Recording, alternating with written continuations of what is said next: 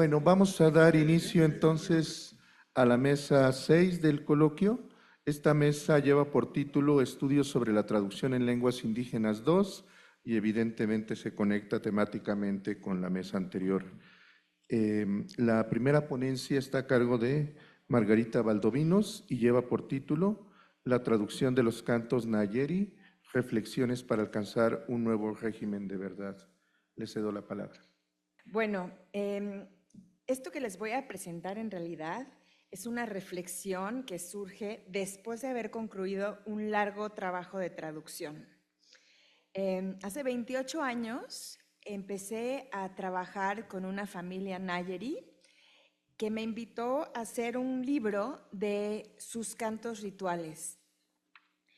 Para ellos este libro era una posibilidad de guardar en el tiempo este saber que ellos veían que se iba fragilizando con el tiempo. Y yo en un momento también pensé que hacer un trabajo de traducción y de publicación llegaría a estos fines. Sin embargo, al concluir mi trabajo, lo que me di cuenta es que lo único que no podía hacer este estudio era evitar que los cantos desaparecieran. Pues los cantos son una práctica y su condición de posibilidad está ligada a la ejecución de un ritual, y entonces solo en este ritual pueden transmitirse y solo en este ritual existen estos cantos, ¿no? Entonces, esta presentación está dedicada a analizar esta paradoja en donde como antropólogos muchas veces vemos estas prácticas de la escritura o lo que resulta de estas prácticas como maneras de conservar y bueno, creo que la situación es un poco más complicada que eso y eso es lo que les voy a platicar hoy. Bueno, evidentemente para estudiar estos discursos rituales pues tuve que entender su dinámica interna, o sea, su forma, sus secuencias, etcétera, y también su forma externa, cómo se expresaban en el contexto en donde aparecían. Pero bueno, aquí lo que quiero hacer más bien es, en vez de entender los cantos como elementos culturales, los quiero tratar de entender como productos históricos, es decir, como productos de una configuración particular que los hace existir en el tiempo. Y lo que voy a hacer aquí es analizar comparativamente, o más bien reflexivamente, dos casos de los materiales con los que yo pude trabajar. Los cantos, entonces, como les decía, tienen una existencia independiente a la mirada de los antropólogos o de los lingüistas, y sin embargo es a través de estas miradas como se han convertido en objetos del saber en Occidente. Y desde este marco conceptual he analizado al menos dos de sus expresiones. La primera tiene que ver con el trabajo que realizó en 1906 el antropólogo alemán Konrad Theodor Preuss, quien registró de diferentes maneras cantos de mitote, que es el tipo de textos en los que yo me he dedicado a los que yo me he dedicado a estudiar. Y en cierta forma su manera de ver este material tenía que ver con la idea de tradición. Tradición en el sentido de que él buscaba entender la continuidad que existía entre la expresión de estos cantos y un pasado al que él solo tenía acceso a través de la arqueología. Yo, en cambio, 100 años después, volví a hacer un estudio también que implicó, bueno, la recolección de materiales, la transcripción, la traducción, el estudio, etcétera. Y mi punto de partida no era tanto la tradición, sino más bien entender estas prácticas como prácticas del conocimiento, es decir, como espacios en donde se produce saber y en donde las condiciones de posibilidad, como les decía, están ligadas al espacio o la situación de la enunciación, es decir, el ritual. Y ya que concluí estos dos estudios, digamos que ahora me encuentro en una fase metarreflexiva, en el sentido que lo que me interesa entender es cómo en diferentes momentos estos cantos tomaron forma a partir de la manera en la que se produjeron. Entonces me interesa ahorita entender qué implicaciones tienen estos procesos de producción, a qué responden y qué relaciones de poder atraviesan los corpora que se produjeron de este tipo. Como parte de mi reflexión, regresé a Michel Foucault después de mucho tiempo y me interesó mucho lo que él propone como régimen de verdad, que para él es la manera en la que se legitima el poder, es decir, aquellos mecanismos, instituciones o relaciones con los que una sociedad determina quién tiene la autoridad para decir qué puede ser considerado como auténtico o verdadero y quién no. En cierta forma es como lo que propone Foucault, es que la verdad no se descubre, sino que se produce. Entonces, en el estudio que yo había hecho de estos cantos, podemos encontrar diferentes tipos de verdad, a los que voy a regresar en un momento, pero antes es importante decir que al contrario de la tradición, en donde lo que se busca es establecer continuidades en el tiempo, si adoptamos esta perspectiva de Michel Foucault, en donde los regímenes de verdad son como el objeto, digamos, de la investigación, entonces nos encontramos en que el acento está sobre todo en encontrar las discontinuidades y las rupturas en la producción del conocimiento.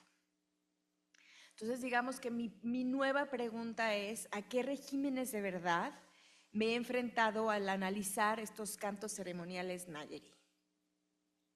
Y puesto que cada sociedad tiene sus propias políticas de verdad, es decir, sus regímenes de verdad, es preciso definir al menos dos que me pareció evidente encontrar en ambos estudios, ¿no? Tanto el de Preuss como el mío.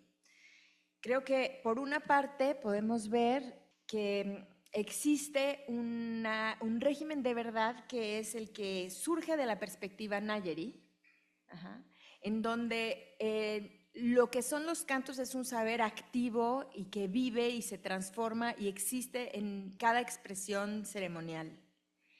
Y la manera de producir una verdad es a partir del contexto ritual. O sea, el ritual aparece como la verdad que certifica que lo que son y lo que dicen los cantos corresponde a una idea del mundo y de la ética desde la perspectiva Nayeri.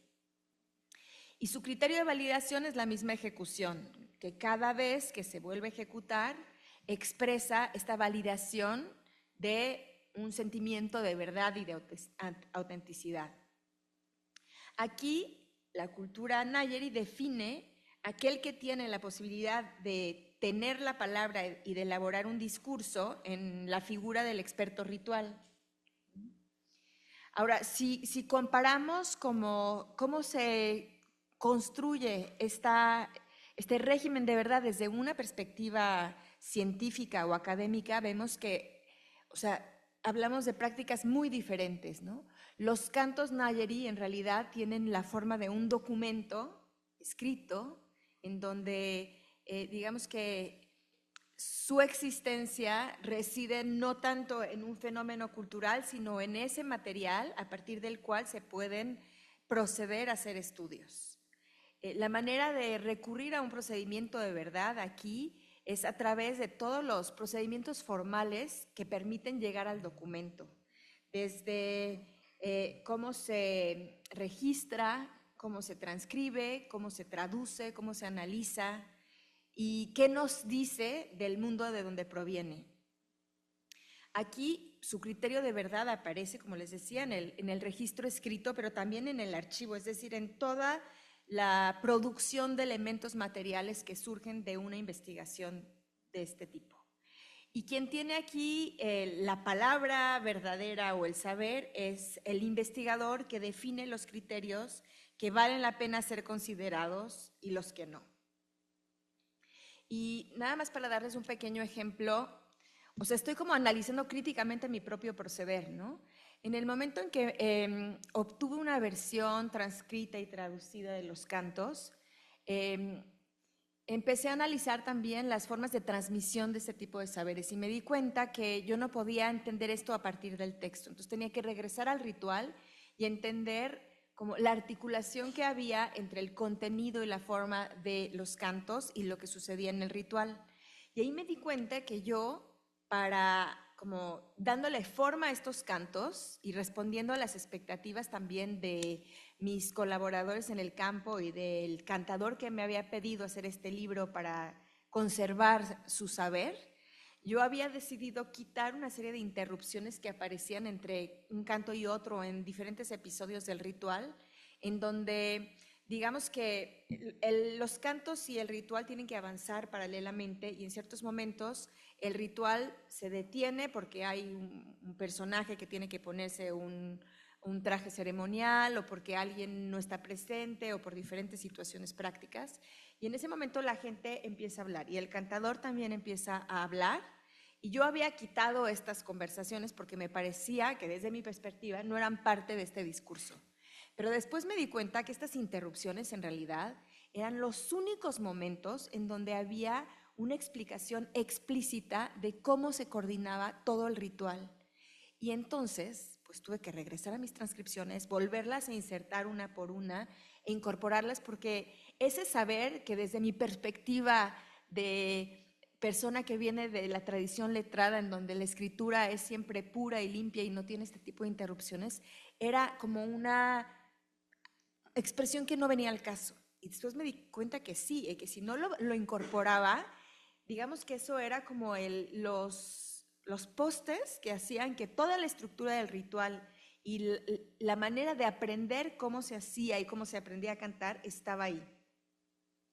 Bueno, nada más como para darles un ejemplo de cómo nuestro saber muchas veces va moldeando los saberes de los otros, ¿no?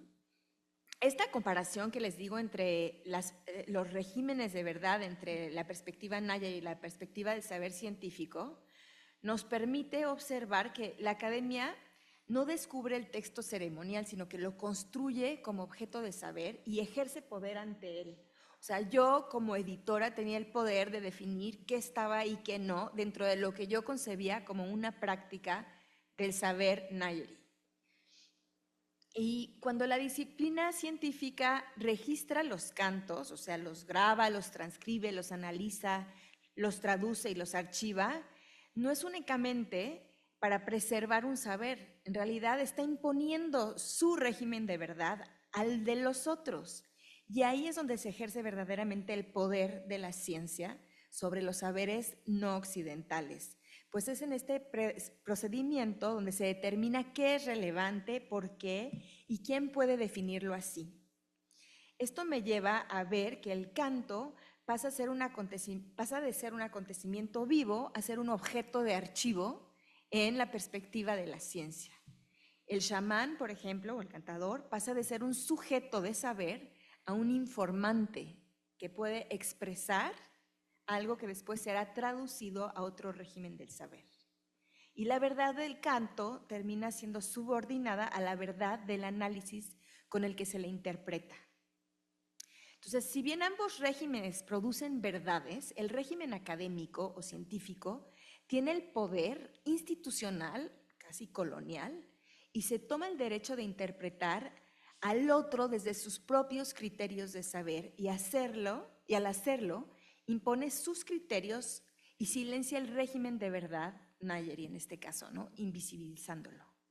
Esto nos lleva a uno de los puntos centrales de Foucault. Los regímenes no se oponen entre sí, sino que se excluyen. Entonces, volvamos desde aquí a la cuestión de la conservación, ¿no? Que era como el punto de partida de lo que mis amigos Nayeri esperaban de mi trabajo y de lo que yo también pensé que les podía ofrecer, ¿no? Entonces, preservar, tal como se entiende desde la perspectiva de la ciencia, se vuelve en realidad una forma de dominación en varias maneras. Primero, la versión registrada termina convirtiéndose en la versión más antigua, pues se puede citar, se puede verificar y permanece sin modificaciones. Y esto lo podemos ver, por ejemplo, ahora que estoy estudiando cómo el estudio de las lenguas mayas se dio a través de la utilización de procedimientos filológicos clásicos. Vemos que los textos que se descubrieron desde principios del siglo XIX siguen siendo los mismos a partir de los cuales establecemos el canon de las lenguas mayas, ¿no? El Popol Vuh, el Chilam Balam, el Rabinalachi, etcétera.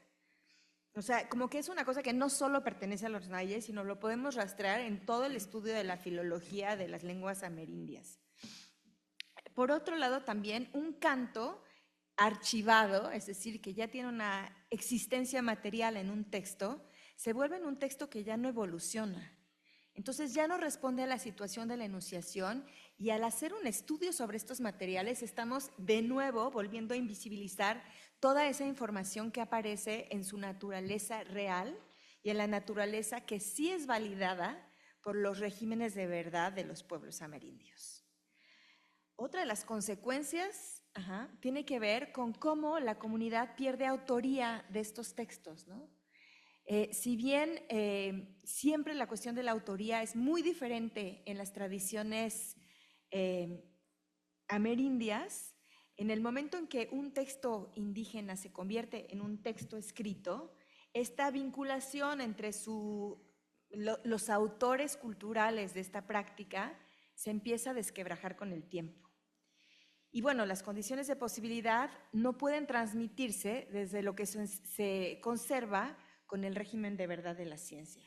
O sea que este es, digamos, el razonamiento a partir del cual entiendo por qué yo no fui capaz de responder a las expectativas de mis amigos Nayeri. Pero bueno, unas conclusiones un poco más positivas. Creo que para preservarse el ritual requiere condiciones que la academia no puede cumplir, evidentemente. Se trata no de textos literarios, como lo vemos desde nuestra tradición, sino de textos multimodales. Las prácticas de memoria son muy diferentes a las prácticas de aprenderse algo de memoria, que es lo que nosotros entendemos desde la cultura de la escritura como memoria. Y además existe también un factor comunitario, ¿no? Por lo que cualquier análisis académico tiene sus limitaciones y no puede suplantar las condiciones de posibilidad propias del saber ceremonial. Entonces podemos observar que el modelo europeo parece ser el único legítimo, pero no lo es. Entender los mecanismos internos del ritual, que fue lo que yo traté de hacer con mi trabajo, permite romper esta perspectiva. La academia carece de herramientas para definir la práctica de la memoria del otro y la tensión que se produce entre ambos regímenes, es decir, cómo mi trabajo buscaba entender la posición de los expertos rituales Nayeri y también entender las limitaciones que me daban la metodología de la antropología, ¿sí? Me conduce a lo que Mignolo denomina el pensamiento fronterizo, que es un lugar en donde dos regímenes de verdad se encuentran de forma conflictiva y asimétrica, pero también producen nuevas formas de conocimiento. Allí se puede entender cómo se construyó el texto traducido y cómo se construyen los archivos. Y también se puede reconocer la autoridad epistémica Nayeri y la falta de posibilidades de la academia para reproducirlo tal cual. Muchas gracias.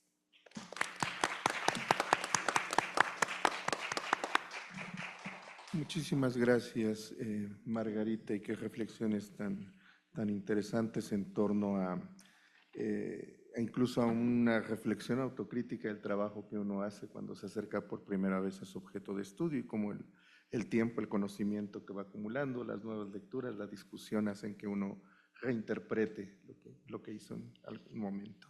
Bueno, vamos a dar ahora paso a la segunda ponencia que está a cargo de Isa Alberto Corona Miranda y lleva por título La convergencia de los símbolos en la traducción de los conjuros en el Tratado de las Supersticiones de Hernando Ruiz de Alarcón.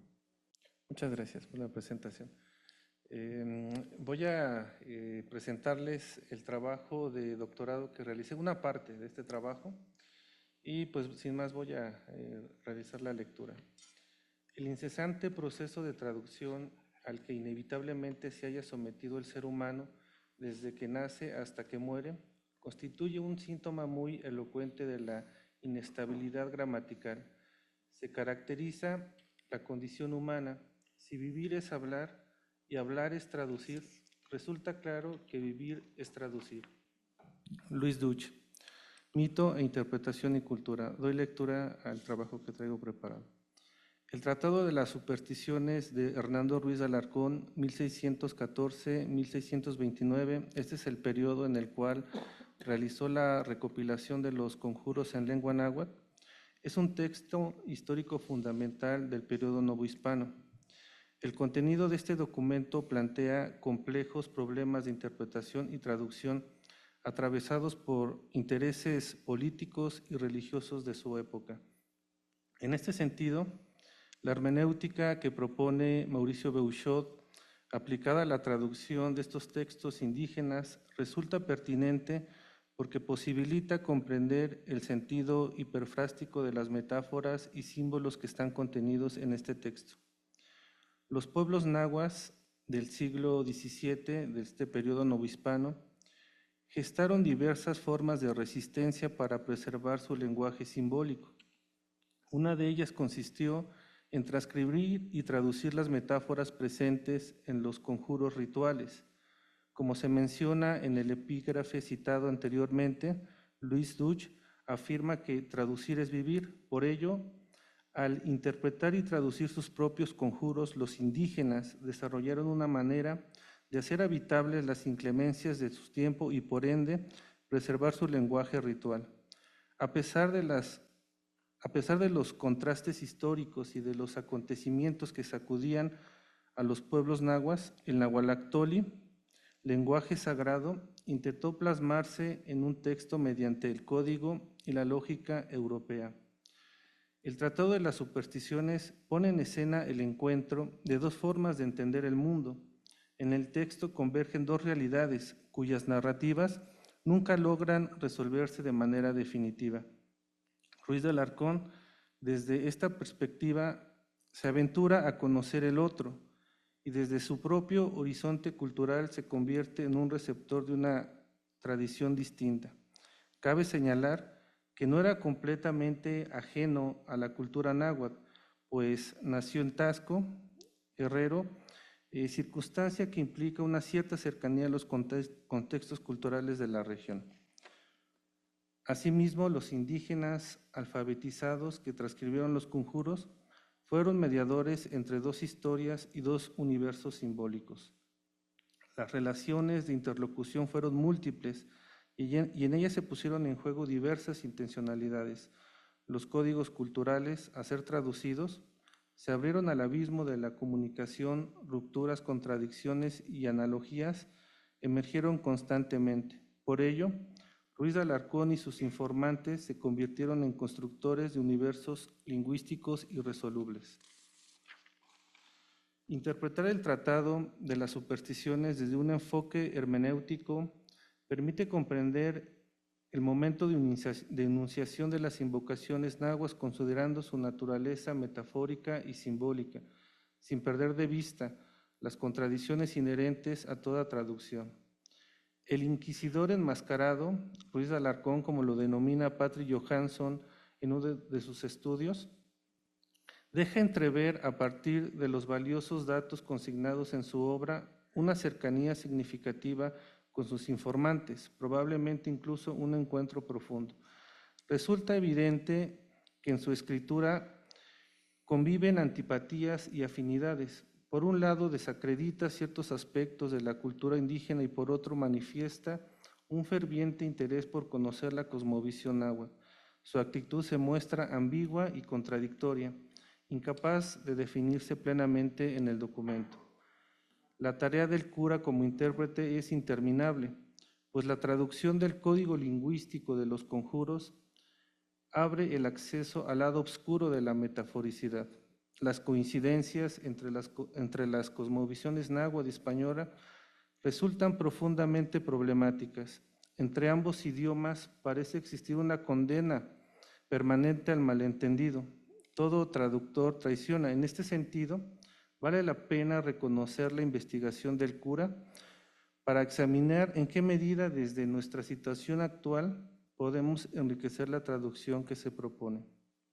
Tanto los indígenas consultados como el propio párroco pusieron en marcha la posibilidad de construir un puente que, sin eliminar las diferencias ni confundirlas, permitiera una traducción donde ambas simbolizaciones coexistieran. Por ello, la traducción se convierte aquí en una dialéctica radical, es decir, en una forma de hacer coincidir los opuestos. Reunir dos universos lingüísticos contrarios constituye en este sentido un acto profundamente barroco y analógico. Bolívar Echeverría, en su libro La modernidad de lo barroco, particularmente en el apartado dedicado a Malintzin, la lengua, habla de la utopía del intérprete. El filósofo reflexiona sobre el esfuerzo realizado por Malintzin como mediadora lingüística y cultural, señalando que toda búsqueda de entendimiento implica inevitablemente la posibilidad del malentendido. No obstante, a pesar de las diferencias entre las lenguas, fue posible poner en juego una lengua puente o una apreciación analógica capaz de conectar distintos códigos lingüísticos y hacer viable el diálogo. El cura y sus informantes enfrentan la compleja tarea de mediar dos universos discursivos opuestos. Las equiparaciones y equivalencias inmediatas condujeron en múltiples ocasiones a interpretaciones erróneas. Sin embargo, las coincidencias encontradas constituyeron el tejido que hizo posible cierto entendimiento. En este proceso resultó fundamental el conocimiento del idioma náhuatl que poseía el bachiller, pues ello le permitió abrir un camino de contacto con la cultura indígena. Ruiz de Alarcón era mestizo, como ya lo señalamos. Su pensamiento no pudo ser considerado enteramente occidental. Vivió las profundas contradicciones de su tiempo dentro de un contexto histórico específico. Representa el ejemplo de una figura que enmascara y asimila dos experiencias culturales distintas, es decir, la realización de un mestizaje cultural. Su papel como intérprete y traductor pone de relieve una vía posible, abrirse de manera ambivalente al conocimiento de otra cultura. Mauricio Beuchot señala que la hermenéutica estuvo asociada a la sutileza, precisamente porque la interpretación de textos sagrados herméticos requiere metodologías capaces de profundizar y descifrar sentidos ocultos. Los conjuros nahuas constituyen expresiones que demandan este tipo de agudeza interpretativa para contextualizar su significado histórico, simbólico y cultural. En su artículo Análisis semiótico de la metáfora, Beuchot aplica con claridad los tres modos de sutileza para analizar la expresión metafórica en la poesía. La hermenéutica analógica establece tres criterios de verdad o tres modos de sutileza para la traducción y contextualización de los textos. La primera dimensión corresponde a la implicación o sintaxis, la segunda a la explicación o semántica y la tercera a la aplicación o pragmática. El primer criterio se relaciona con el significado textual, ya sea intratextual al interior del texto o intertextual en relación con otros textos. A este nivel semántico corresponde a la coherencia. La explicación o semántica remite al significado directo de los términos y su relación con las cosas. Finalmente, la aplicación o pragmática considera la convención entre el intérprete y el autor, con el propósito de alcanzar cierta objetividad textual. Interpretar las metáforas y los símbolos de manera analógica permite acceder a la riqueza del imaginario y a la creación poética sin perder de vista el referente. La intención es comprender el sentido simbólico que contienen los conjuros. Asimismo, la sutileza aplicada a la traducción contribuye a contextualizar los discursos, ya que sus criterios interpretativos orientan el análisis sin caer ni en una visión única ni en relativismos extremos.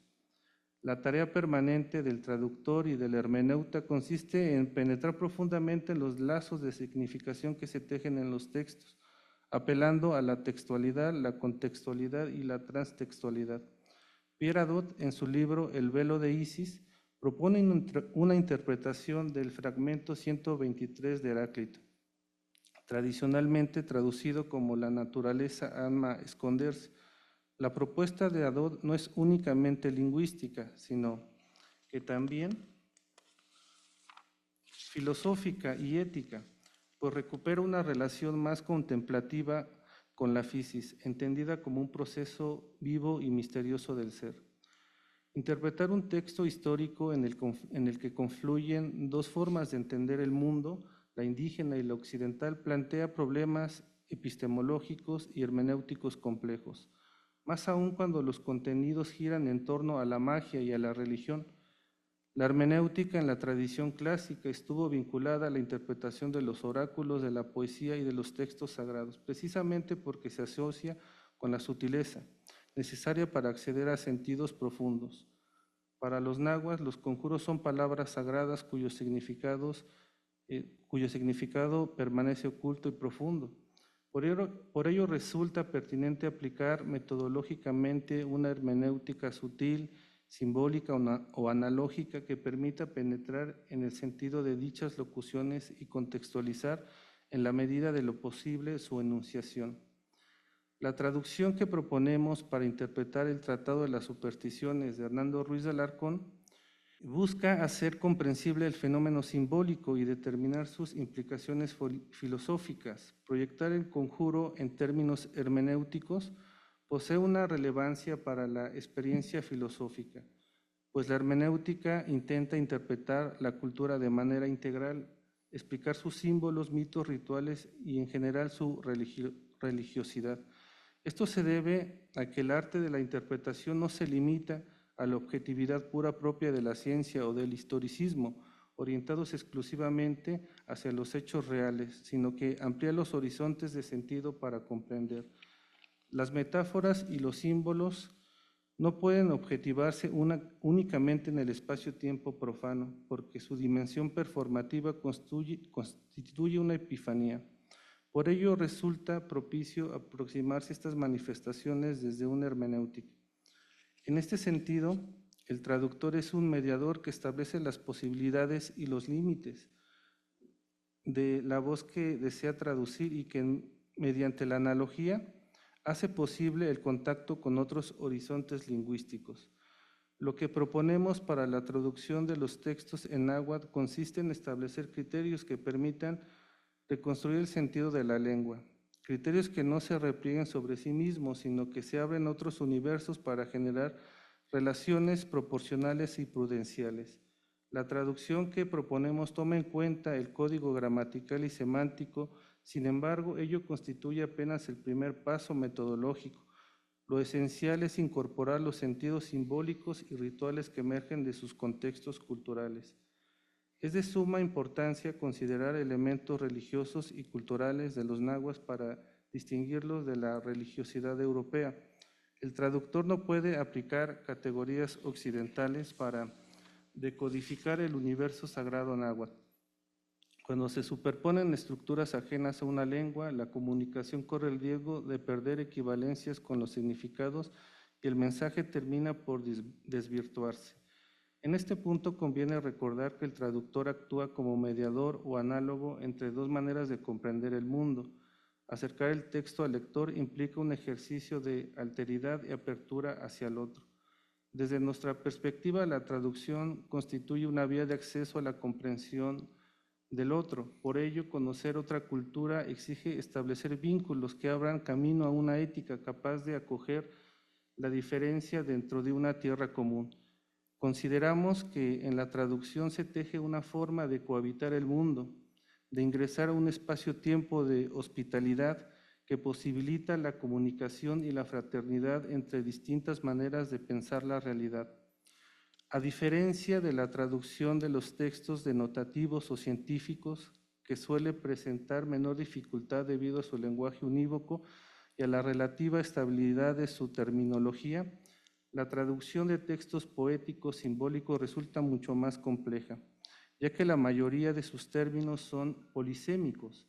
Sin embargo, el entendimiento sigue siendo posible, pues el fenómeno de la comprensión posee una dimensión universal en todas las culturas. En este sentido, Hans Blumenberg sostiene que las metáforas son comportamientos humanos y actitudes compartidas.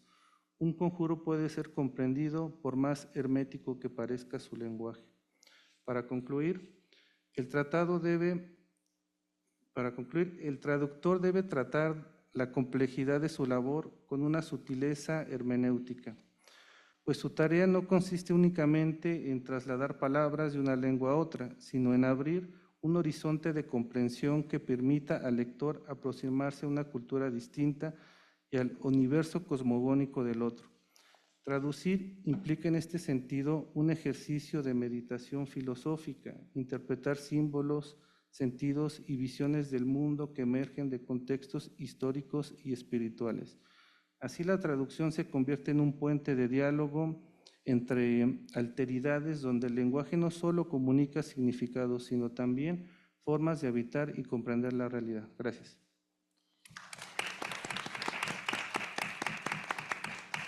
Muchas gracias, Isa Alberto, por tu presentación. A esta distinción que haces entre traducción de tipo científico y traducción de tipo poético, yo sumaría la pregunta de cuando se traduce de una lengua que no tiene mucha tradición en traducción y a veces el traductor no necesariamente tiene un dominio pleno sobre la lengua origen, ¿dónde está el límite entre el traductor y el informante o el colaborador? Creo que hay un punto, por lo menos en ciertas circunstancias, donde la traducción deja de ser un acto de creación individual y se vuelve un acto colaborativo. Pasamos ahora a la tercera ponencia, que está a cargo de Patricia Gallardo Arias y que lleva por título La importancia de los discursos rituales para la conservación de conocimientos entre los otomís de la Sierra Otomí Tepehua en Hidalgo. Pues buenas tardes, agradezco mucho que hayan aceptado mi ponencia a los organizadores y organizadoras del coloquio. El objetivo de esta presentación es exponer la propuesta metodológica con la cual estoy analizando los discursos rituales de los ñuju u otomíes de la Sierra Oriental en Hidalgo. Una de las funciones de la palabra ritual que me interesa destacar aquí es la de conservar conocimientos ancestrales, así como la relevancia de preservar la lengua para la generación de conocimientos.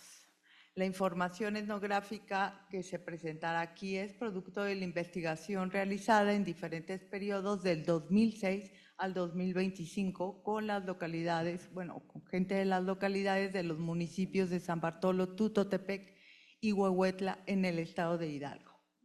Más allá de una traducción literal, lo que me interesa aquí es averiguar cómo el pueblo ñuju, a través del discurso ritual, crea día con día una memoria comunitaria que se transmite por generaciones a través de la palabra.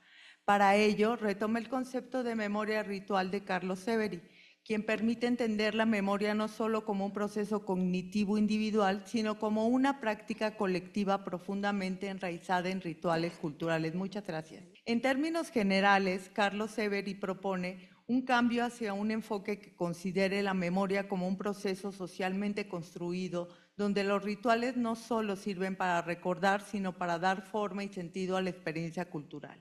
Este enfoque permite considerar cómo las prácticas rituales pueden ser utilizadas por las comunidades para reafirmar sus identidades en contextos de cambio social y político. Para alcanzar los objetivos propuestos en esta investigación he realizado un primer acercamiento analítico que me ha llevado a investigar sobre la estructura del ñuju, sobre su gramática y conformación.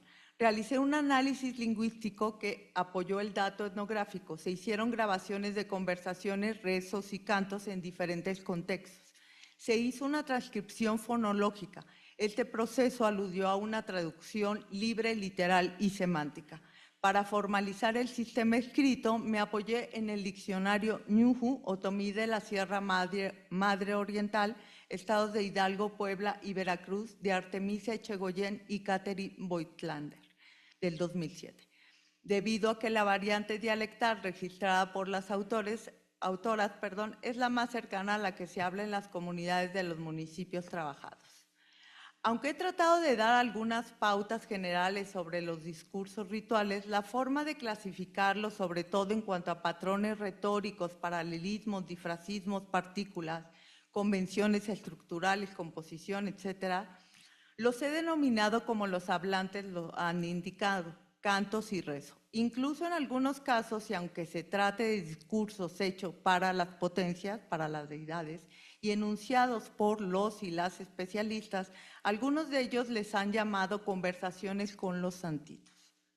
Así que el término plegaria nunca ha sido utilizado por los ñuju o referido por ellos. No obstante, cuando hago uso de dicho concepto, me refiero a que un rezo tiene por fin pedir algo. Entiéndase que no todos los rezos o cantos tienen como propósito pedir a las potencias. El lenguaje ritual tiene características específicas, además de ser un lenguaje especializado, ya que no todas las personas pueden enunciarlo. Tiene un poder, una fuerza, una acción. Es sagrado y no se puede pronunciar en cualquier momento y bajo cualquier contexto. Además, cito, la repetición en los rezos tiene por objeto establecer una cadena formulaica que favorece la comunicación con la entidad deseada. En este sentido, se puede hablar de un efecto de amplificación. Acaba la cita, es una cita de Montes de Oca del 2005. Aquí intervienen las cualidades de ciertas personas o de sus enunciantes, sobre todo la intensidad de su o fuerza anímica. En términos más formales, el lenguaje ritual tiene una función dependiendo a quién o a quiénes va dirigido, a las potencias o a los humanos. Los textos o corpus orales que aquí se analizan fueron recopilados durante su pronunciación en los rituales in situ. Ello permitió que los corpus no tengan ningún cambio ni adecuaciones y se presentan tal y como los conocen los ñuju y sus especialistas. Después, en la parte de la traducción que realicé conjuntamente con los especialistas rituales y con un hablante de la lengua, el rezo, el canto y la plegaria se enriquecieron con explicaciones sobre los términos y las entidades o seres de los cuales se hablaba. Allí es que pude notar que el texto por sí solo es rico, pero que su interpretación y explicación lo eran aún más. Cuando traducíamos un rezo, cada oración llevaba numerosas explicaciones sobre los seres que habitaban el cosmos. Por ejemplo, el lugar de los muertos, del por qué algunas aves presagiaban sucesos nefastos o malos, porque el mundo de las potencias es un mundo a la vez paralelo al de los humanos, pero también un mundo al revés del orden establecido. Por ellos, ningún rezo es igual a otro, aunque todos ellos tienen elementos en común. Ello se debe a que cada enunciador o enunciadora crea su propio discurso. En ello interviene el prestigio, la preparación, el don, el poder de la palabra que en cada especialista varía. Son las potencias y también las personas que asisten al ritual quienes evalúan qué tan poderosa es la palabra del enunciador o enunciadora. Lo que se presenta aquí son dos tipos de corpus. El primero está formado por rezos y plegarias y el segundo por cantos. Los cantos están compuestos por lo que las antiguas susurran o dicen a las personas. Se denominan cantos porque se cantan. No es algo que esté memorizado, son improvisados. El trío de músicos con violín, jarana y guitarra acompañan a la persona que canta. Se tocan sones de costumbre. Se considera a las personas que pueden cantar, escuchar a las deidades como privilegiadas. Los versos de los que se componen los cantos son rítmicos, pero no llevan un orden, ya que, como mencioné, se improvisan. En los rezos se utilizan difrasismos o pares metafóricos, también llamados binomios o dobletes. Estos consisten en la asociación de dos vocablos para expresar un tercer sentido.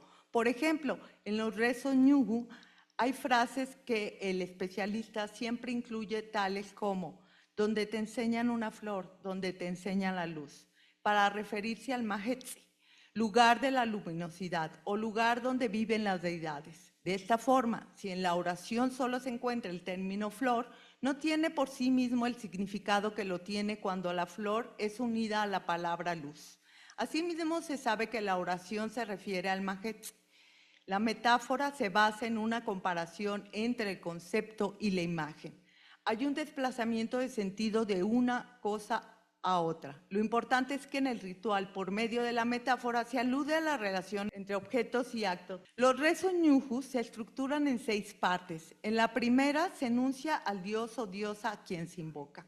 Aquí encontramos el uso de metonimia, figura retórica por conexión basada en la relación de inclusión o contigüidad.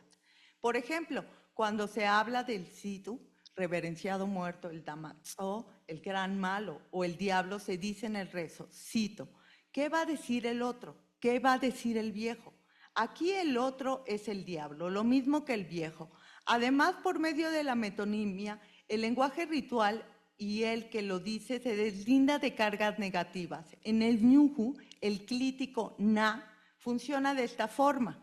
Entonces se dice, Siduna se traduce como Señor de los Muertos. o ese que dicen que es diablo. En la segunda parte del rezo o plegaria se alude a lo que se va a ofrendar. En la plegaria Ñunju se dice, cito, donde se aparece un poquito de ropa que está, donde se aparece un pedazo de ofrenda que está. Acaba la cita. En la tercera parte se dice a quién o a quiénes son a los que se les ofrenda. Cito, ¿qué va a decir la tierra? ¿Qué va a decir el agua? ¿Qué va a decir el fuego? Acaba la cita. También se reafirma y hace alusión al lugar donde habitan las deidades o donde se encuentran, en la cueva, en el monte, en la gruta, en el cerro o de forma metafórica en el Mahetzi. En la cuarta parte se mencionan las características específicas de las deidades a las que se quiere invocar. En la quinta parte se dice qué es lo ofrecido. Cito, ya bailé, ya brinqué, ya limpié, acaba la cita. ¿Y qué es lo que se pide? Cito, quita las desgracias del mundo, quita las desgracias de la luz, acaba la cita. Por último, se agradece a las deidades invocadas. El rezo debe incluir los elementos y acciones fastos y nefastos. Cito, el ritual es simultáneamente un acto de obtención de los primeros y de expulsión de los segundos. Los cantos mantienen una estructura diferente a la del rezo, ya que lo primero en aclarar es la voz del enunciante. ¿Quién está hablando? Por lo que comienza haciendo la diferencia entre el hablante y los oyentes. Después se hace referencia a quién es el hablante. Por último, se enuncia qué es lo que éste considera a los oyentes. Durante el ritual, algunas mujeres entran en trance. Son poseídas por las antiguas. Cuando una mujer canta, los músicos tienen que escucharla y tocar la melodía que ella está cantando. Los demás participantes están atentos a sus palabras. El canto dice, cito, pobrecitos mis hijos que llegaron, aquí mi descanso, tropezaron con piedra, tropezaron con palos en el camino, gastaron sus fuerzas, porque yo soy delicada, sagrada, mi corazón, mi alma, porque yo soy la santa campana. Me trajeron mi veladora, me traen mis flores, etc. Acaba la cita. En todos los rezos denominados como limpia o tonsina, se dice dónde habita Zit, o el reverenciado muerto, el diablo, el de abajo, el aire malo, el señor de los muertos. Su lugar está en el poniente u oeste. Allí se dice hay riquezas, hay caña, hay dinero. En los caminos cruzados, el lugar de la muerte de la noche es donde se encuentra. Los humanos pueden hablar mejor con él los días martes y viernes. El número 7 lo identifica como el número de lo completo. El Zit vive en un mundo al revés. Por eso se dice en el rezo, cito, tú vas a las espaldas del mundo, vas atrás del amanecer. Acaba la cita. Se le pide que vea el mundo al derecho, como lo ven los humanos. A veces el Zit puede transformarse en nube, en una nube de lluvia, en una nube de tormenta. Puede estar arriba y abajo del cerro. Es un aire que está en el camino. Él está presente en todo, como menciona la curandera. Cito, andas a lo largo y ancho del mundo, a lo largo del día, a lo largo de todo lo que se hace en la vida. En cantos, rezos y plegarias, los números también son un recurso metafórico. Por ejemplo, en la sierra los números 4, 3 y 7 aparecen continuamente en el discurso ritual. 4 designa los rumbos, también es el número de las mujeres, mientras el 3 se utiliza para los hombres. La suma de estos dos son el todo. Para ello se utiliza el 7, que se corresponde a la dualidad y a lo completo. El número 5 y 4 es la totalidad para las ofrendas. 5 son las fuerzas que tiene que recortar en papel el especialista de cada dios o diosa. Cada uno de ellos se pone, cito, 4 y de esos es una fuerza, porque 4 es completo. También le ponen 4, en cada manojo lleva 10. Acaba la cita. 5 son los ramos de flores que hay que agrupar. 5 son los platos con comida que se depositan en el altar casero. El 7 también es utilizado en los ritos para el Zit, o Señor de los Muertos. 7 son las vueltas que hay que dar al palo volador durante el carnaval. 7 veces hay que pasar el bejuco a la gente para hacerla limpia. Cito, las ceras no deben formar una cruz, por lo que se ponen 3 o 7. Acaba la cita. 7 son los años que los viejos del carnaval tienen que comprometerse a disfrazarse. 7 son las vueltas que el viejo o el diablo da en el mundo para que todo se renueve. De esta forma, el 7 es donde se completan los ciclos. Rezos, plegarias y cantos contienen elementos que permiten crear vínculos entre los hombres y las deidades, entre lo que se dice y lo que se espera suceda. Uno de esos elementos es la utilización de equivalencias entre el body, el especialista y la deidad. Los dos comparten cualidades y rasgos. La plegaria dice, tengo corazón, tengo mi alma. También tiene tu corazón, tiene tu alma. Acaba la cita. Los grupos de palabras en los rituales se ordenan por frases paralelas y en bloques que se introducen por medio del verso.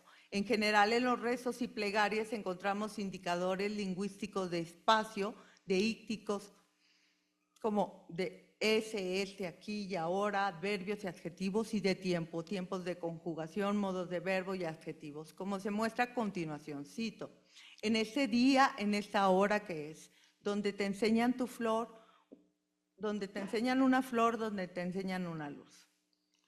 Lo que se puede observar en las narraciones de los rezos, sobre todo en las denominadas limpias o tónsina, son los espacios liminales, como aquellos lugares donde se toca la noche y el amanecer, los lugares de los dioses antiguos y el Señor de los muertos. También hay rupturas espaciales, el este y el oeste que se contraponen. El primero como el lugar del amanecer, de la flor, el segundo como el lugar de la noche, de lo frío, de la oscuridad. También estos espacios hacen referencia a la época de sequía y la temporada de lluvia. El lenguaje puede ser literal, pero en la mayoría de los rezos se utilizan las metáforas y difrasismos, como, cito, el lugar de la flor, en donde brotan los muertos. Lo que ayuda al lector y observador a comprender el contexto no solo es presenciar el ritual, principalmente mirar las imágenes, que en este caso son las figuras de papel recortado que están tendidas en un tapete o cama de papel. Se distingue por lo menos 2 grandes partes, aunque puede haber más, 2 niveles de narración y por lo menos 3 voces. El primer nivel al que se alude primero es el de los dioses llamados antiguas. El segundo nivel es el de los humanos. Se le pide lo que se le pide, lo nefasto, lo que no se quiere, lo que causa la enfermedad. El tercer nivel es para el Zitu, el gran juez del mundo, el que controla todos los demás niveles de espacio, tiempo y de voces.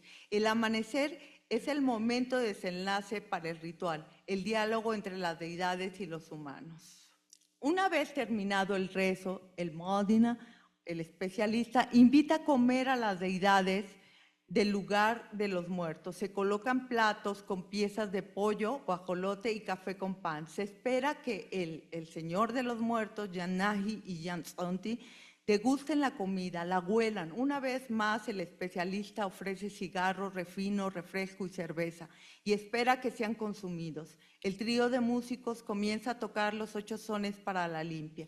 La relación que entrañan rezos, plegarias y cantos con el conocimiento chamánico se explica en los rituales de iniciación, ya que para ser curandero o curandera es necesario tener el don de la palabra o saber hablar con las deidades. La comunidad pone a prueba las capacidades del especialista cuando estos hablan con las deidades y hay resultados. Finalmente, la importancia del estudio de los rezos y plegarias y cantos reside en su capacidad para revelar la complejidad de las cosmovisiones ancestrales y en su papel clave de la construcción y transmisión del conocimiento. Muchísimas gracias.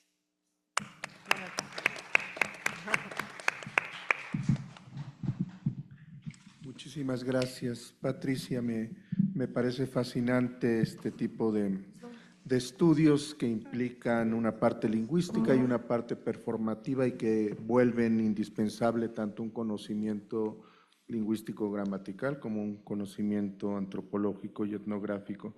Además, me parece fascinante también que haya difrasismos que han sido tan reportados y estudiados para el náhuatl, tanto clásico como moderno, también en lenguas otopames.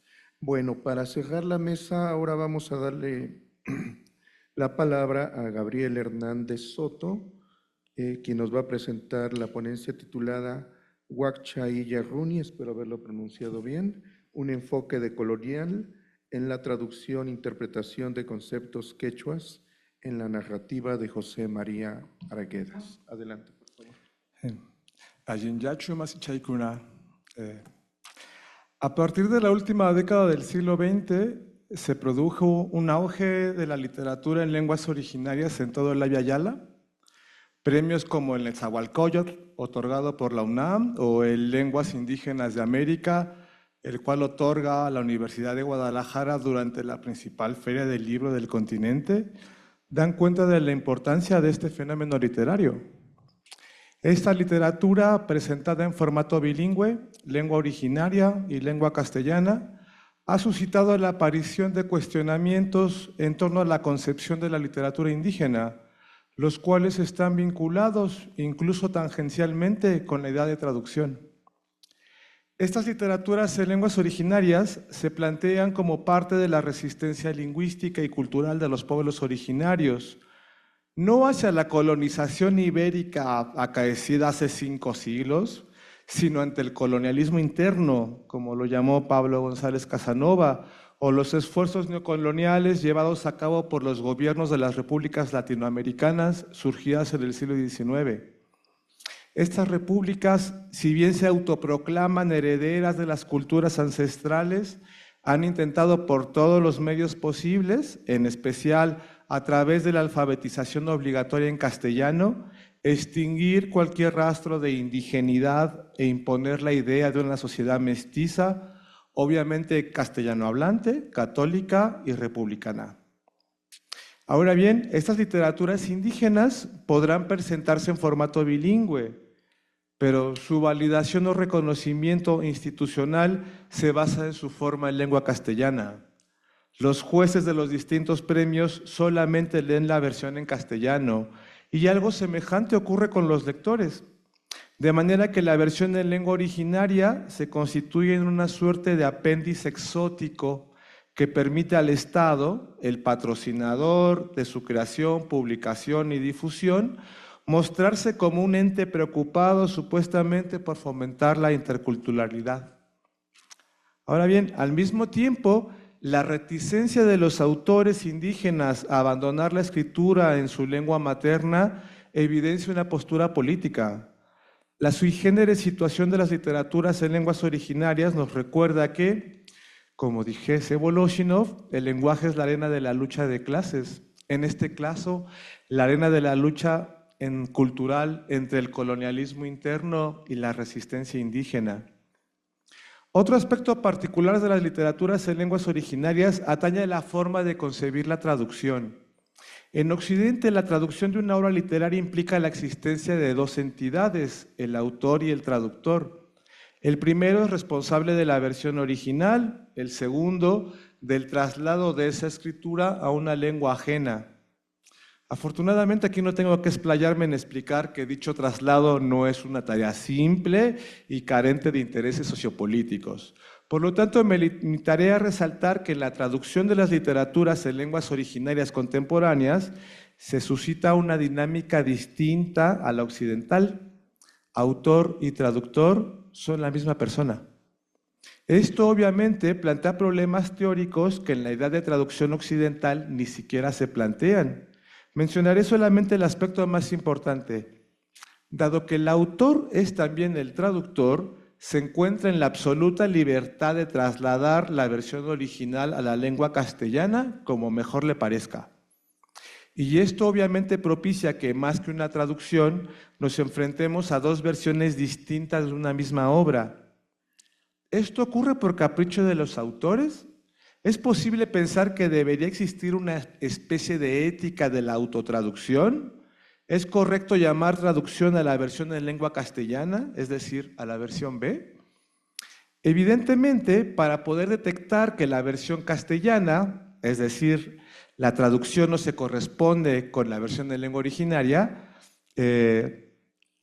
para poder detectar que poder detectar que la versión castellana no se corresponde, que no estamos ante una traducción, sino más bien ante una reelaboración, es preciso dominar o al menos conocer medianamente ambas lenguas. Y esto, como mencioné antes, no suele ocurrir. Ahora bien, esto no implica que el autor es un mal traductor. Las diferencias entre ambas versiones no obedecen a una falta de pericia lingüística. Todo lo contrario. El autor traductor indígena comprende bastante bien, porque su existencia como hablante de una lengua minorizada en un ambiente social y cultural signado por el racismo se lo ha enseñado, que el público mestizo no posee, debido al proceso de desindigenización llevado a cabo por el proyecto mestizante del Estado colonial, ni los conocimientos ni las herramientas necesarias para comprender la obra. Por ello es preciso que la traducción se plantee más bien como una reelaboración. Debido a esto planteo, es mi trabajo doctoral, la necesidad de construir la idea de autor de literatura en lenguas indígenas como un autor diglósico. Es decir, en las literaturas en lenguas originarias se suscita un desdoblamiento del autor. Soy consciente de que en este momento se esperaría que mostrara un ejemplo de la literatura contemporánea en lenguas originarias. Sin embargo, considero indispensable realizar una suerte de arqueología de esta concepción particular de la traducción. Por ello, me ocuparé del análisis de dos vocablos quechuas, no me va a dar tiempo del tercero, huaccha y rumi, cuya no traducción por parte del autor, el intelectual quechuizado José María Arguedas, signan la interpretación de ese relato. Me centraré en los ríos profundos.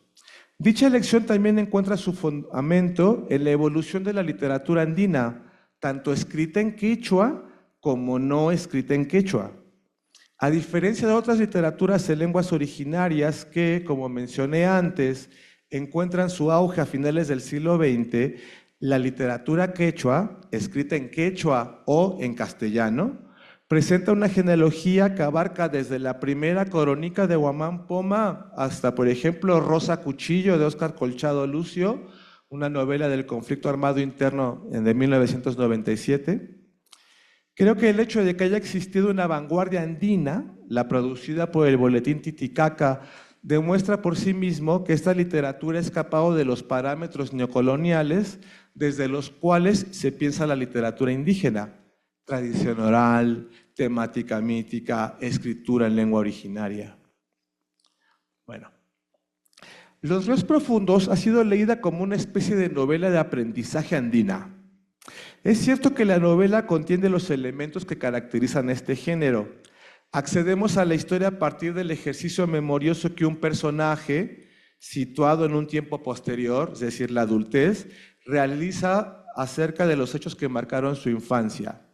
A partir de la lectura, por tanto, vamos comprendiendo, junto con el autor narrador, cuáles fueron los hechos históricos, sociales o familiares que signaron la historia del personaje.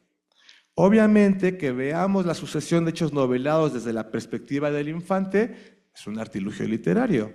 Se trata de una reproducción de la historia, de la narración de un recuerdo mediante cual el autor, narrador, personaje reflexiona sobre su vida y sobre todo sobre sus aprendizajes.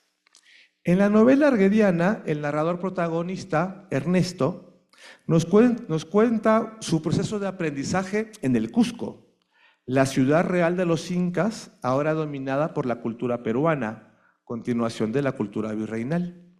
Ernesto, hijo, como Arguedas, de un abogado de pueblo, acompaña a su padre en su derrotero por el Ande. Pero ocurre un hecho que cambiará su historia y dará pie a la trama novelesca.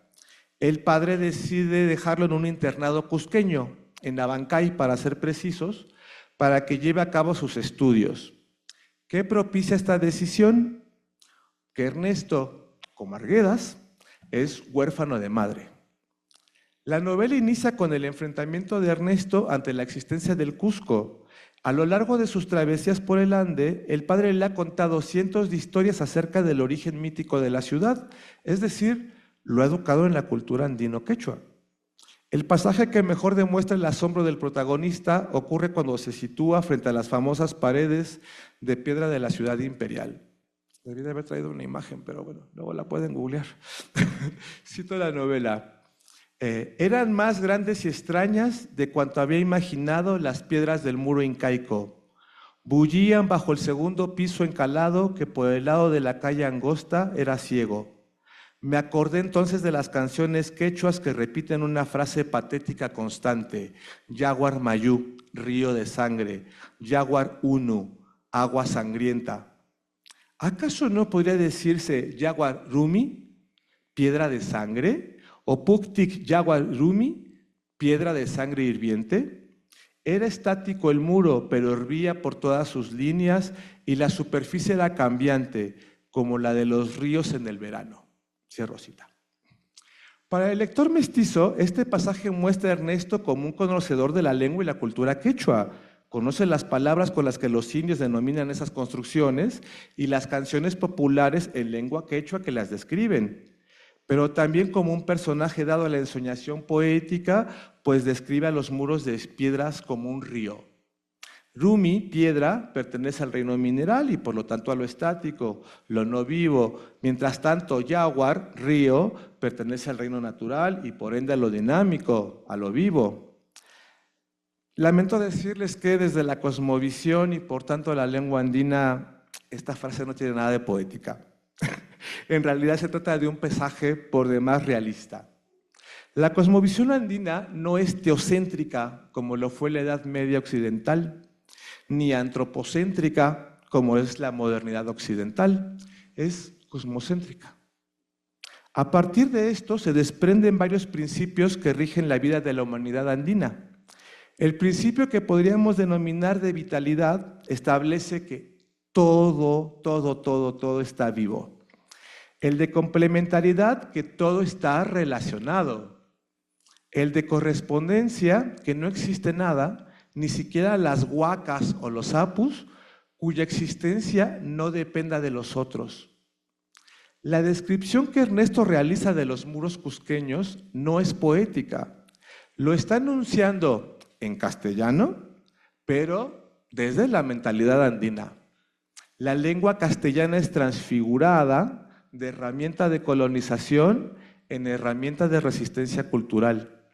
Este tipo de procesos reconfigurantes son mecanismos típicos de la resistencia indígena, tal como lo demuestra el llamado cristianismo indígena, el cual siempre ha levantado las sospechas de las autoridades religiosas. La lectura misti, o sea, blanca, obviamente no es capaz de advertir estos artilugios y significaciones, y presa de esa falta de pericia y conocimiento, construye una lectura equívoca basada en el prejuicio eurocéntrico del ser andino. Ernesto, merced a su descripción poética de los muros incaicos, es entendido, al igual que todos los indígenas, como un personaje atacado por una especie de spleen andino, el indio melancólico y taciturno imaginado por la cultura blanca limeña. Quien haya visitado el Andes sabrá bien que las y los andinos son todo lo contrario. La cultura andina es una cultura vital, celebratoria de la vida, una cultura festiva, amante del estruendo y del exceso. Pero una vez identificado como un ser melancólico, es preciso que la lectura misti encuentre el fundamento de esa tristeza crónica. El hecho de que Ernesto sea huérfano de madre pareciera legitimar la idea del poeta andino melancólico. Existe, sin embargo, un problema. La orfandad no existe en la cosmovisión andina. Entonces, ¿cómo se denomina a los andinos que carecen de padre o madre? Dicha pregunta resulta incomprensible para cualquier andino. Para explicar esa intraducibilidad, es preciso recurrir nuevamente a un desglose de la cultura quechua-andina. En Occidente, la familia nuclear, dirigida por el pater familias, ¿no?, es la base de la sociedad. Por ello, perder al padre o a la madre supone una auténtica desgracia. En el Andes, sin embargo, esa desgracia es imposible. No porque no exista la idea de padre o madre, sino porque la base de la sociedad no es la familia nuclear, sino el Ayllu. Traducir Ayllu es difícil y complejo, pero por ahorita podríamos entenderlo como comunidad. Ahora bien, ya sé que en este momento están pensando si se puede ser huérfano de Ayllu. Sí, eso es posible. Hay dos formas básicas, la expulsión o la autoexclusión. Las personas en esa situación se denominan huaccha. Y aquí viene la cuestión importante. Huaccha ha sido traducido al castellano como pobre y como huérfano. Se trata de dos errores graves. La pobreza es concebida en el mundo andino de una manera distinta, no se fundamenta en la idea de dinero. Pero huérfano, nuestro tema de interés aquí, es absolutamente equívoco. Huaccha y huérfano son conceptos totalmente distintos. Por lo tanto, asumir que la supuesta melancolía de Ernesto proviene de su condición de orfandad supondría que Ernesto es un huaccha. El problema es que Ernesto no es alguien ajeno a su ayllu. De hecho, uno de los aspectos fundamentales de los ríos profundos es cómo Ernesto encuentra en el barrio de las Chicheras su lugar seguro. Esto significa que Ernesto se ha integrado a un nuevo ayllu. Un personaje de la novela lo describe a la perfección. Las Chicheras de Abancay lideran un motín en contra del hacendado, quien ha acaparado la sal. Los alumnos del colegio ven pasar a la muchedumbre, pero permanecen en su sitio. Ernesto no. Él se suma a la rebelión y posteriormente a los festejos. Cito la novela. ¿Tú quieres, muchacho?, me preguntó un mestizo que parecía ser un cargador de mercado. Sí quiero, le contesté. Me alcanzó una jarra pesada, la levanté y la sostuve en alto con mucha dificultad para beber. Mientras el mestizo y los de su grupo se reían, la chicha era fuerte y sentí que me abrigaba.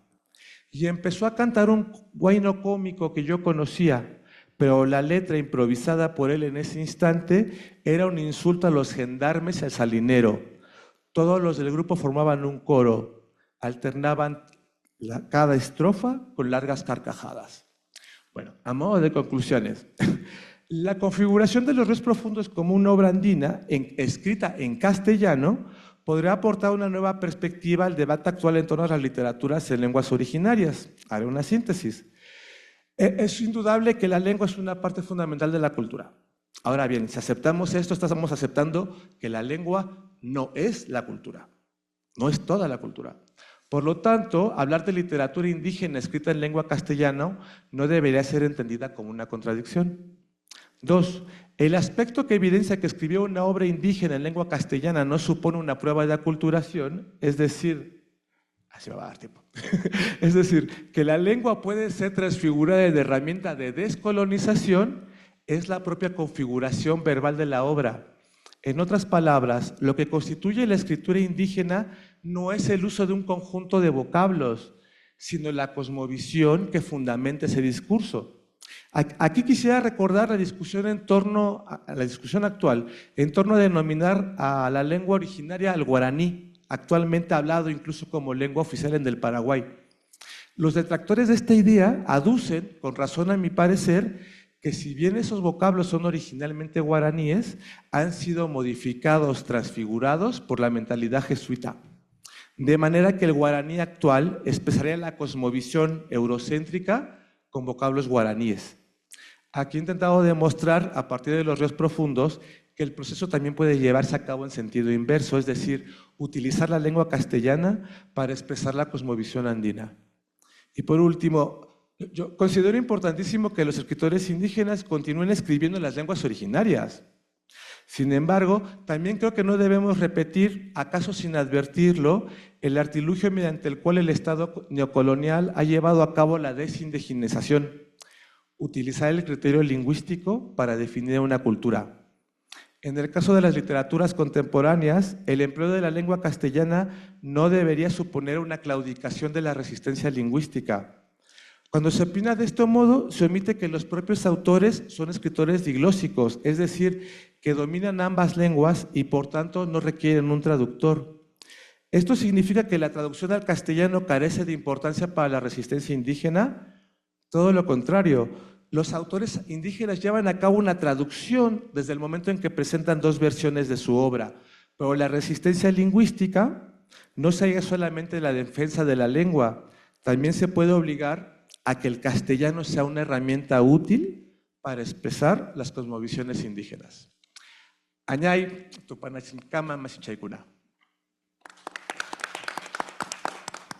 Muchas gracias, Gabriel. Me quedé pensando en esta situación que planteaste al principio de tu intervención, de tu ponencia, y claramente es injusto que un premio, como puede ser el premio Nezahualcóyotl, evalúe más la capacidad de traductor hacia el español que los méritos literarios en la lengua originaria.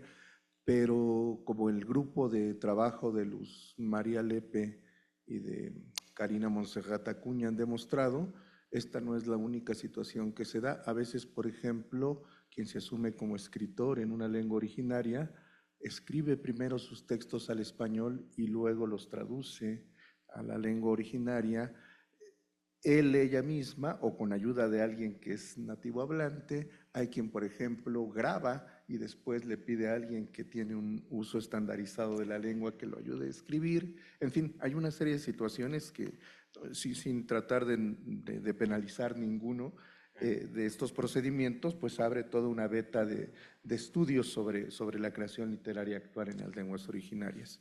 Hemos llegado con esto a la finalización de la mesa. Técnicamente son las 2:30, pero creo que dado que hay una pausa, podemos tomarnos al menos unos 5 minutos para, en caso de que haya preguntas o comentarios a las y los ponentes. Así que les cedo la palabra al público. Bueno, muchas gracias a todos los compañeros y compañeras panelistas. Hablas de un escritor diglósico en vez de bilingüe, ¿no? ¿Podrías un poco desarrollar cómo sustentas eso? Bueno, la diferencia entre un estado bilingüe es que se encuentran dos lenguas, digamos, en la misma situación. Cuando se traduce un texto del francés al inglés o del español al inglés. Pero en el caso de las lenguas originarias, esa relación de poder es vertical, ¿no? Entonces, ahí es donde aparece la diglosia. Todos los hablantes de alguna lengua originaria la hablan en su casa, la hablan en la familia, pero para cuestiones institucionales, de educación, tienen que utilizar el castellano. Entonces, no es una traducción nada más de una lengua a otra, que sé que eso es bien complicado, pero te lo estoy simplificando, sino que hay que tomar en relación esa idea de poder, ¿no? Y también de entendimiento y de cómo van a ser entendidos desde estas instancias de poder, ¿no? Por eso lo denomino diglósico.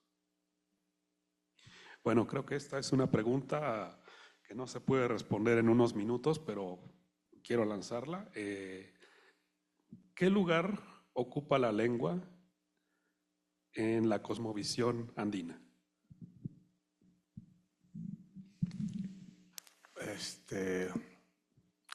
Pues, a ver, para responderla, quisiera nada más, digamos, asentar, y no por tu pregunta, ¿no? Sino porque, digamos, esta discusión se da en ese ámbito. Hace rato también lo comentaban los compañeros, la idea de exotizar las lenguas, ¿no?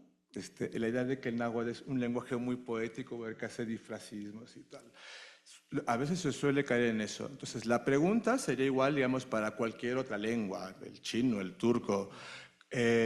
La lengua en la cosmovisión andina, pues da los elementos necesarios, digamos, para el entendimiento cabal de un montón de conceptos, ¿no? Que en su traducción a otra lengua inevitablemente se pierden y no son los mismos. Hace rato la compañera cuando decía body, por ejemplo, ¿no? Utilizaba body porque la palabra mujer medicina o curandera, si bien sirve para entendernos, no es lo mismo que body, ¿no? Tiene una connotación distinta. Entonces, la cosmovisión andina, digamos, solamente se puede hacer fielmente representar a través de la lengua andina, ¿no? Por eso es indispensable conocer la lengua. Ahora, la situación en la que, eso sería en un mundo ideal, pero la situación en la que estamos es que las lenguas originarias están cada vez más amenazadas por el castellano, ¿no? Por eso, una estrategia de resistencia lingüística consistiría en utilizar el castellano no para occidentalizarnos, sino occidentalizar esa lengua, que es algo que, por ejemplo, ya intentó hacer Guamán Poma y los demás cronistas andinos, al grado que a esa lengua castellana hablada por los cronistas andinos le llamaban castellano motoso, ¿no? Es decir, castellano mal hablado. No es un castellano más hablado, es un castellano quechuizado, es decir, digamos, como el mestizaje al revés, ¿no? Puedo decirlo así. Pues igual para ti.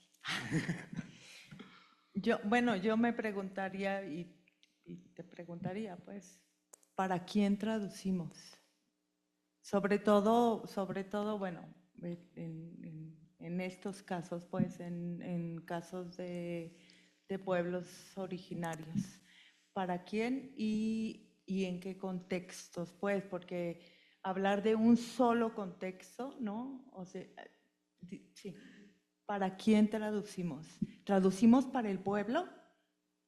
O sea, esta traducción, pues, ¿sirve para el pueblo con el que colaboro?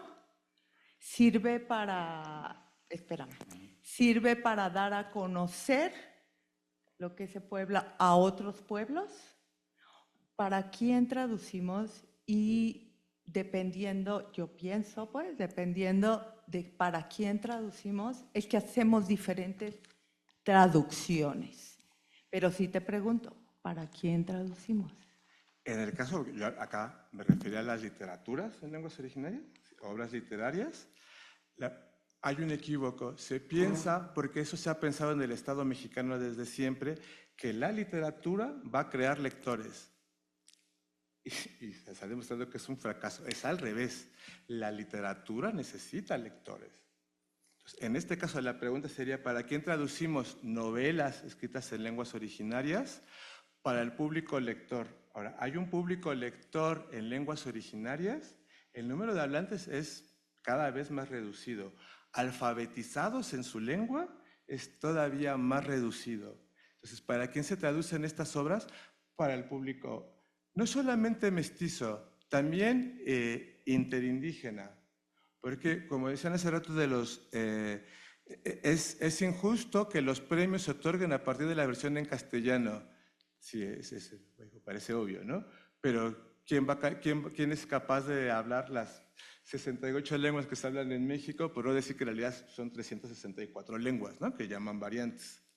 Entonces, por eso utilizamos el castellano como una lengua franca. Entonces, la pregunta puntual de ¿para quién se traducen las literaturas en lenguas originarias?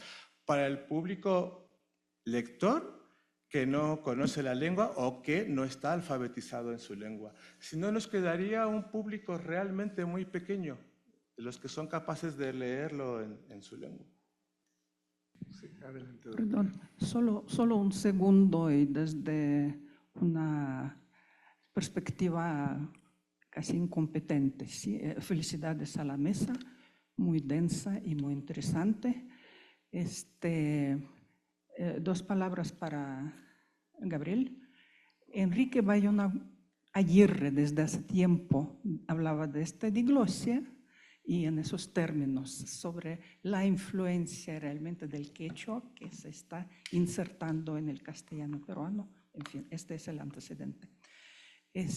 Lo que realmente retuve de Margarita, en general es la cuestión de la adecuación de los instrumentos de nuestro tiempo y además occidentales, entre comillas, pero no tenemos otros.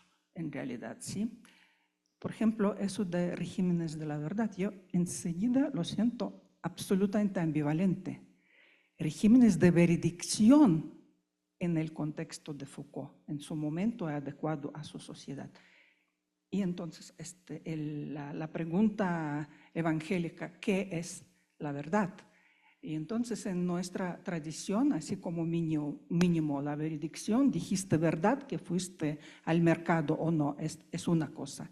Y otra cosa es qué es la verdad evangélicamente. Yo creo que también esto es lo que conviene realmente plantear, de qué verdad estamos hablando, como por ejemplo, ¿no? En fin, y había otras cosas, pero se me pasaron. Muchas gracias, realmente es muy inquietante y lo siento, es como absolutamente indispensable. Sí, muchas gracias.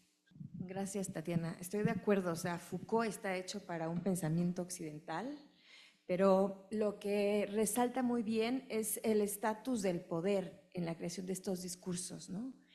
Y cuando extraemos un discurso de un contexto en donde dentro de ese contexto tiene una lógica y lo insertamos en el contexto de la producción científica, El problema ahí es que, tienes razón, no es una cuestión de verdad, pero es una cuestión de, o sea, ¿quién establece que ese discurso, o sea, hay una redefinición de ese discurso cuando pasa a la escritura, ¿no?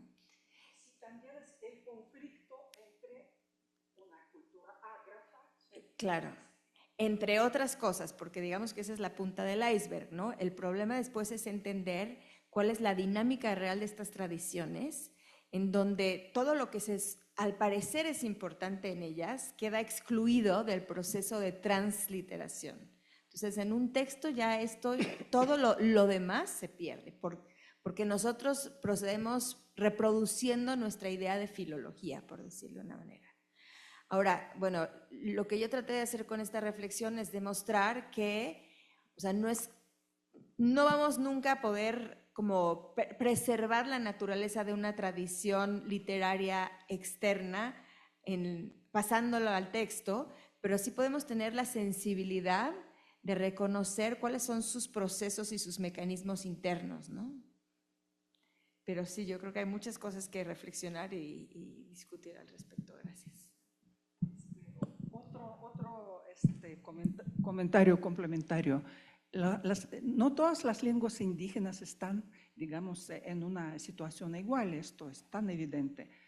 Náhuatl, el quechua están muy aventajados porque han sido dotados de escritura desde hace siglos y son en ese sentido las lenguas más de contacto, más desarrollados, así definitivamente.